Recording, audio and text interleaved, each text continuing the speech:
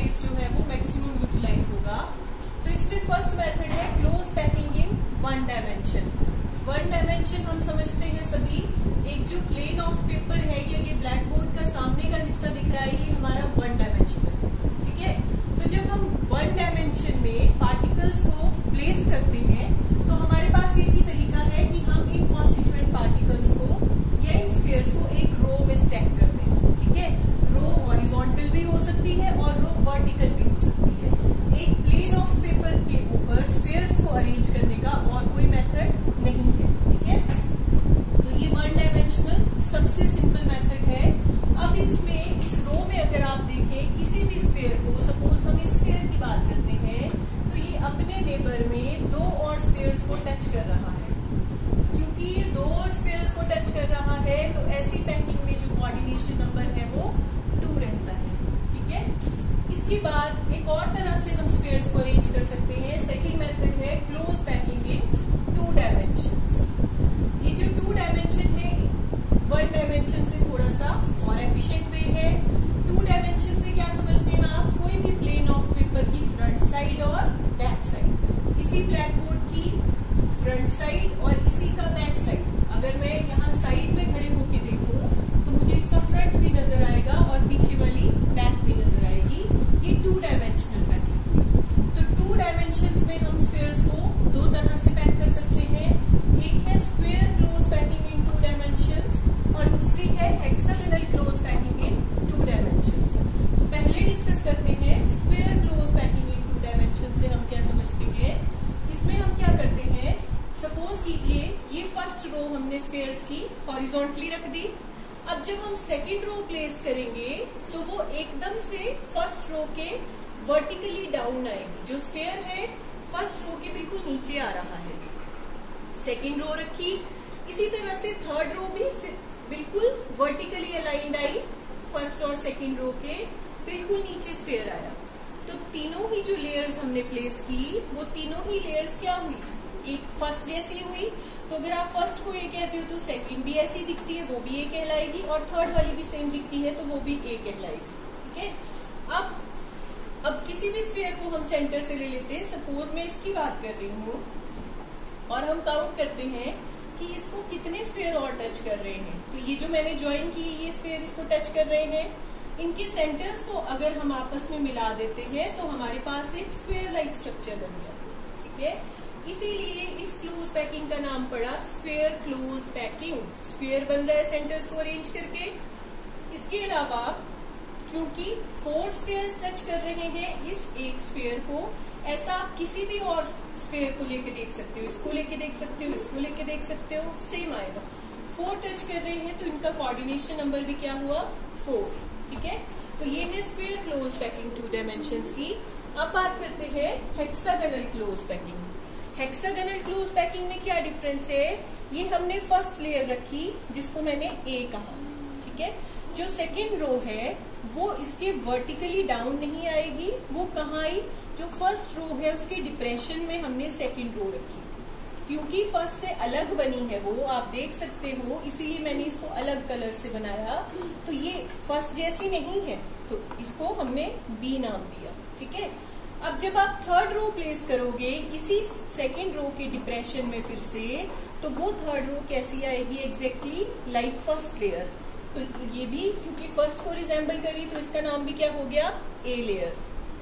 अब अगर हम यहाँ पे भी देखें कि एक स्फीयर अपने नेबर में कितने और स्फीयर्स को टच कर रहा है, तो आप काउंट कर सकते हो यहाँ पे ये 6 स्फीयर्स को टच कर रहा है, ठीक है। तो इस अरेंजमेंट में कोऑर्डिनेशन नंबर जो है वो क्या आया, 6। इसके अलावा इनको ज्वाइन करने के ऊपर क्योंकि यहाँ पे हेक्सागन बन रहा है तो हम इसको कह देते हैं हेक्सागोनल क्लोज पैकिंग, ठीक है जी। फिर ये जो अरेंजमेंट है ये तो ए टाइप की अरेंजमेंट है, इसको A B A type arrangement भी कह सकते हैं हम। तो ये तो हुई बात 2 डायमेंशंस की। इससे ज्यादा एक और एफिशिएंट मेथड है जिसमें हम क्रिस्टलाइन सॉलिड्स के स्फीयर्स को पैक कर सकते हैं टाइटली, वो है क्लोज पैकिंग इन 3 डायमेंशंस। हम सब समझते हैं 3 डायमेंशंस का मतलब, 3 डायमेंशंस में आपको ओवरऑल व्यू आता है किसी भी मॉलिक्यूल का। आप फ्रंट भी देख सकते हो, बैक भी देख सकते हो, और जो ऊपर का एरिया है वो भी देख सकते हो। ठीक है, तो इसको 3 डायमेंशनल कहते हैं। अब जो 3 डायमेंशनल पैकिंग है वो 2 तरह से हो सकती है। पहली है 3 dimensional close packing from 2 dimensional square close packed layers. 2 dimensional square close packed layers ये हैं। ठीक है, अब हमने क्या करना है, इन्हीं लेयर्स के ऊपर जो है वो 3 डायमेंशनल का मतलब हुआ एक और तीसरी लेयर रखनी है थर्ड व्यू के लिए। तो वो किस तरह से रखी हमने, देखिए जो स्क्वायर क्लोज पैक्ड लेयर्स हैं उसमें फर्स्ट लेयर की वर्टिकली अलाइन सेकंड लेयर आती है, उसके बिल्कुल एग्जैक्टली नीचे जो है वो थर्ड लेयर आती है। ऐसे करके जब आप रखते जाएंगे, पीछे से पीछे भी इसके लेयर्स रखते जाएंगे, तो वो सारी सिमिलर होंगी फर्स्ट लेयर के ही। ठीक है, तो हमारे पास ये स्ट्रक्चर, और अगर हम इनको ज्वाइन करें तो एक क्यूब जैसा बनेगा। ये जो मेथड है ये ज्यादा एफिशिएंट मेथड नहीं काउंट हुआ था। तो इसके बाद एक और जो सिंपल मेथड आया, इसमें क्या हो रहा है, जो अरेंजमेंट आया वो कैसा है, इसमें भी ए टाइप सो ऑन भी लगा रहे, क्योंकि जितनी मर्जी लेयर्स रख लो वो सेम ए के जैसे ही हो। क्लियर। इसके बाद जो सेकंड मेथड है इसी में वो है 3 dimensional packing from 2 dimensional hexagonal close packed layers. Hexagonal close packed layers ये हैं, हमने पढ़ी ना, इनसे अरेंज जो है वो अब हम बनाएंगे 3D स्ट्रक्चर कैसा बनेगा। तो किस तरह से रख सकते हैं हम इसको, सबसे पहले इसके लिए हमने क्या किया, हमने ये देखिए हेक्सागोनल क्लोज पैकिंग को मैंने दोबारा से बनाया है। फर्स्ट लेयर ए है, इसी के डिप्रेशन में सेकंड लेयर रखी है हमने, और फिर इसके डिप्रेशन में थर्ड लेयर रखी है। ठीक है, ये तो 2 डायमेंशनल अरेंजमेंट था, तो इसमें क्योंकि 2 डायमेंशनल है तो जो बेस लेयर है उसमें सबको मैंने ए नाम दिया है। जब इस तरह से हमने लेयर्स को अरेंज किया तो इसमें आप नई बात क्या देखेंगे, ये जो बीच में एम्प्टी स्पेसेस हैं ये आप देख सकते हो, इन एम्प्टी स्पेसेस को कुछ नाम दिया गया है। ये जो बीच में खाली स्पेसेस हैं इनको हम वॉइड कहते हैं। ठीक है, होल कह सकते हैं, वॉइड कहते हैं। अब ये कैसे हैं, जो तो ऊपर वाले बन रहे हैं इनको हमने नाम दे दिया है स्मॉल बी। ठीक है, ये बी वॉइड्स हैं। जो नीचे की तरफ बन रहे हैं इनको हमने नाम दे दिया ए वॉइड्स। फिर से जो ऊपर की तरफ बने ये बी वॉइड्स हैं, जो नीचे की तरफ बन रहे हैं ये ए वॉइड्स हैं। इतना क्लियर हो गया सबको। अब ये आपने ध्यान देना है कि ये जो दोनों ही ए और बी वॉइड बन रहे हैं ये दोनों ही शेप में कैसे हैं, ट्रायंगुलर हैं। ठीक है, फर्क क्या है दोनों में, दोनों में से जो ए वॉइड है, ये देखिए ए वॉइड की जो एपेक्स है वो किस तरफ, अगर इस ए वॉइड को मैं यहाँ पर आपको बना के दिखाऊं तो ये इस तरह से दिखता है, ऐसा दिखता है ये। तो इसकी एपेक्स माने टिप किस तरफ पॉइंट आउट कर रही है, डाउनवर्ड्स, नीचे की तरफ, ये ए वॉइड है। और इसी तरह से अगर हम बी वॉइड की बात करें तो वो ऐसा दिखता है, इस तरह से। इसकी टिप कहाँ पॉइंट कर रही है, अपवर्ड्स। दोनों ही ट्रायंगुलर है, सिर्फ फर्क है एक की एपेक्स नीचे की तरफ है और एक की जो एपेक्स है वो ऊपर की तरफ है। ठीक है जी। अब ये तो हो गए सेकेंड लेयर रखने पे हमारे पास, फर्स्ट लेयर ये थी, सेकेंड ये थी। ठीक है, सेकेंड लेयर रखने तक हमारे पास जो थे वो 2 तरह के वॉइड्स आए थे, ए बी। अब हम क्या करेंगे, ये जो लेयर है इसको तो हमने सेम मान लिया, ए बेस लेयर है, ऐसा मान के चले फर्स्ट लेयर है। अब इसके ऊपर एक सेकेंड लेयर और रखते हैं। ठीक है, 3 डायमेंशनल है ना, तो सेकेंड लेयर जब हमने रखी तो ये देखिए इसी को मैंने इस पे एक सेकेंड लेयर और रख दी, जिसको हमने पिंक कलर की चौक से बनाया है। आपको क्लियरली आइडेंटिफाई हो रही होगी। ये जो सेकेंड लेयर है ये कहाँ रखी गई है, जो फर्स्ट लेयर है, फर्स्ट रो है, उसी के एग्जैक्टली वर्टिकली अलाइंड रखी गई है, उसके ऊपर। इसमें हमने सेंटर में लिए हैं, जो बी वॉइड्स थे उनको सेंटर लिया है हमने। ठीक है, इस तरह से हमने सेकेंड लेयर रखी जिसको बी बी बी, फिर से बी बी बी बी, ये सेकेंड लेयर है। जब हमने इस तरह से रख दिया तो अब हमारे पास 2 तरह के नए वॉइड्स और आए, उनको हमने क्या कहा, सी वॉइड और डी वॉइड। अब देखिए जो सी वॉइड्स हैं ये ऑर्डिनरी वॉइड्स हैं, ट्रायंगुलर हैं, आप देख सकते हैं बड़े आराम से। और कहाँ पर बने हैं ये सीबॉइड्स? जो आपकी नीचे वाली बेस लेयर थी उसकी सेकेंड रो के बिल्कुल सेंटर में बने हैं। पर जो डी वॉइड्स हैं वो कहाँ पर प्रेजेंट है? वो कहाँ प्रेजेंट है? जो फर्स्ट लेयर है उसके वॉइड्स के ऊपर ही आए हैं डी वॉइड्स। ठीक है, तो इसका मतलब हुआ कि ये जो डी वॉइड है ये दो वॉइड्स का कॉम्बिनेशन है, एक फर्स्ट लेयर का वॉइड और दूसरा सेकेंड लेयर का वॉइड। वॉइड जब मैं कह रही हूं तो आपने उसको एम्प्टी स्पेस समझना है बीच का। अब जो वॉइड्स हैं, जो ए बी वॉइड्स हैं फर्स्ट लेयर के वो ट्रायंगुलर थे और जो सी वॉइड्स हैं सेकेंड लेयर के वो भी ट्रायंगुलर हैं। हम देख सकते हैं ये सी है, ये वाले भी ट्रायंगुलर हैं।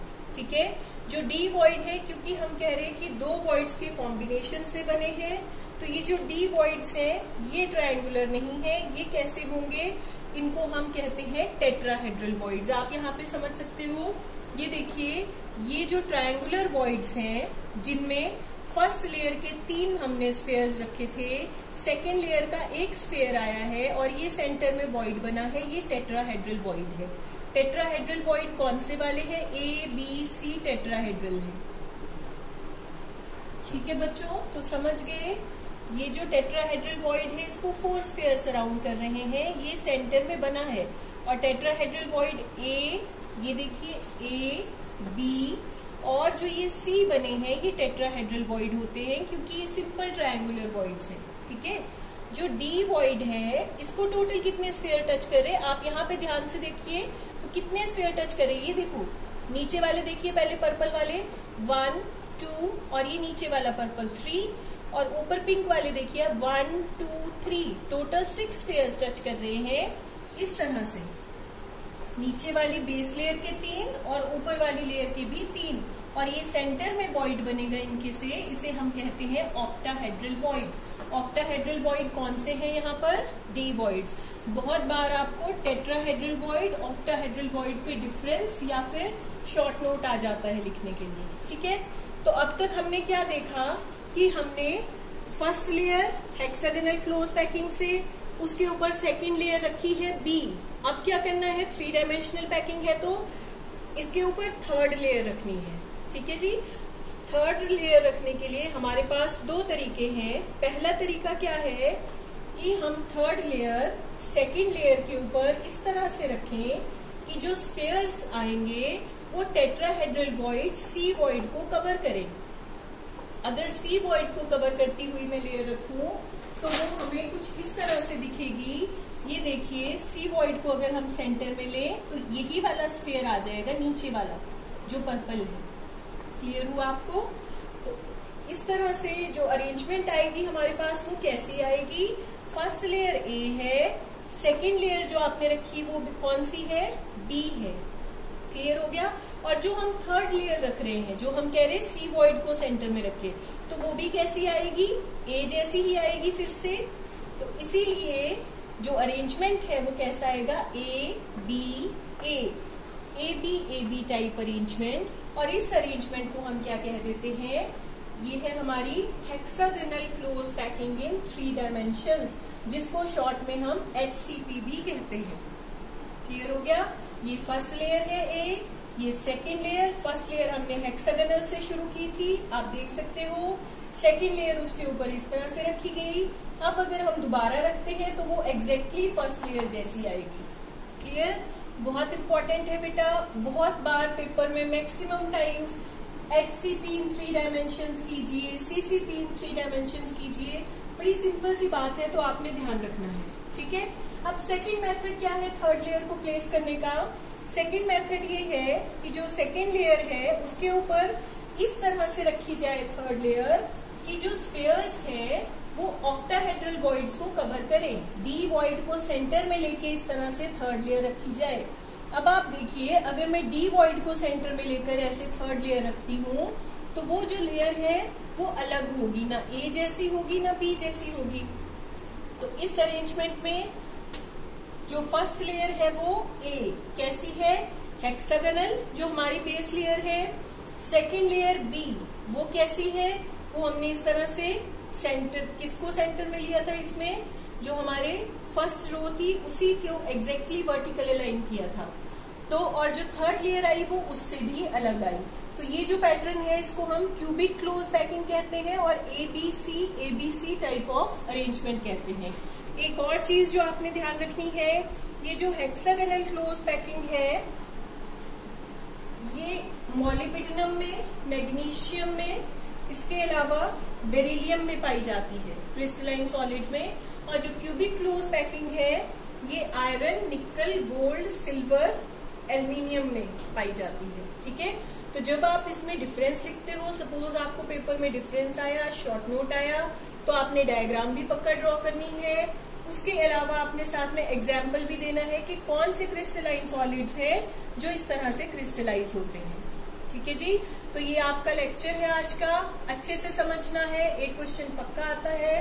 और उसके अलावा जो है वो नोट्स भी आपने इसी तरह से तैयार करने हैं। Thank you, have a nice day.